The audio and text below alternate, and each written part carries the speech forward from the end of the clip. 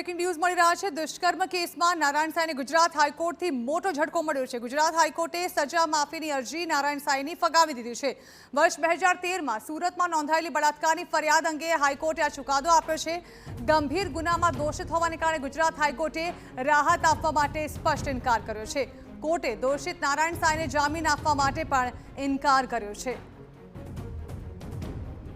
તો ખૂબ જ મહત્વની આ સુનાવણી યોજાઈ હતી, જેમાં આસારામ કે જે પહેલાથી જામીન પર બહાર છે, જેમણે પોતાની નાદુરસ્ત તબિયતનું બહાનું ધરીને જામીન મેળવ્યા છે, જો કે જામીન અરજી ફગાવી દેવામાં આવી છે તેમના પુત્ર નારાયણ સાંઈની। આ અંગે વધુ માહિતી સંવાદદાતા રોનક વર્મા આપી રહ્યા છે।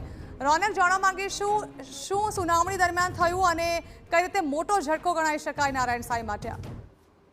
જી બિલકુલ થી જે દોષિત બળાત્કાર કેસમાં આસારામ અને તેમના પુત્ર નારાયણ સાંઈ છે તે સુરતના કેસમાં દોષિત ઠરાવવામાં આવ્યા હતા અને તેમના દ્વારા ગુજરાત હાઈકોર્ટમાં સજા માફી અંગેની જે અરજી છે તે કરવામાં આવી હતી। ન માત્ર એટલું પરંતુ જેલ મુક્તિ માંગતી એક અરજી છે તે પણ કરવામાં આવી હતી। સમગ્ર મામલે જ્યારે ગુજરાત હાઈકોર્ટમાં લાંબા સમયથી સુનાવણી હાથ ધરાઈ હતી તે મામલે આજે ગુજરાત હાઈકોર્ટ દ્વારા ચુકાદો આપવામાં આવ્યો છે અને ગુજરાત હાઈકોર્ટના ચુકાદાથી સ્પષ્ટપણે નારાયણ સાંઈ છે જે દોષિત છે બળાત્કાર કેસમાં તેને મોટો ઝટકો લાગ્યો છે।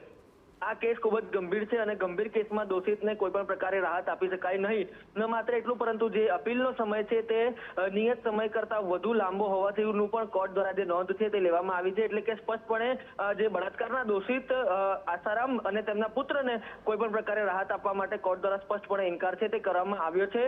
સ્વાભાવિકપણે જે અલગથી જે સુનાવણી છે કેસને લઈને તે આગળ પણ ચાલતી રહેશે, પરંતુ જે સજા માફી ઉપરાંત જે જેલ મુક્તિ અરજી છે તેને આજે કોર્ટ દ્વારા નકારી આવી છે અને આ પ્રકારે મોટો ઝટકો છે તે નારાયણ સાંઈને લાગ્યો છે।